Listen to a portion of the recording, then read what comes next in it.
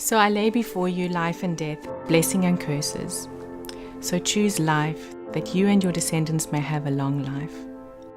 This is my story, and my name is Kristine Jonck.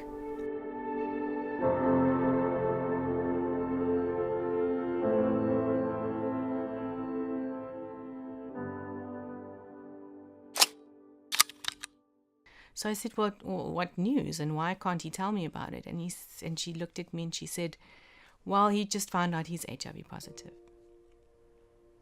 And I looked at her, and the first words that came out of my mouth were, but I know that I know that I know that I want to marry him.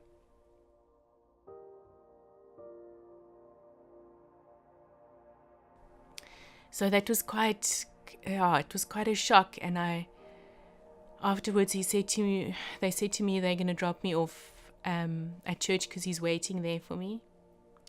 So I went there, and I looked at him, and he said, well, what now? So I said to him, well, what now?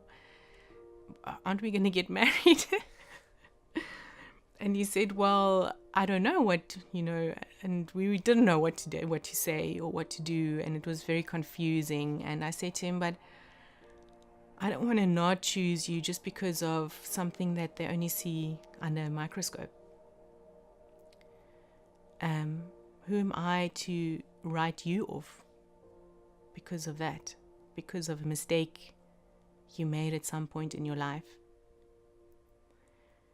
And I went home, and I just really started thinking about it and just weighing up all the pros and cons of what it would mean to get married to him, or even just to, start a relationship with him, because we hadn't even started a relationship yet. And I started reading up about everything and just talking to a lot of people. And even the pastor and his wife, they really stood by us, but they asked us all the hard questions. One of the things that she kept asking me is, but what do you want to be? What do you want to be? When are you going to start deciding, what you're going to do with your life? And all I said to her was, I want to be a mother. It's the only thought that ever came to my mind, was that I wanted to be a mother. So she said to me, but then you really need to weigh this up, because that's not an option if you get married to him. It's not an option. It's too risky.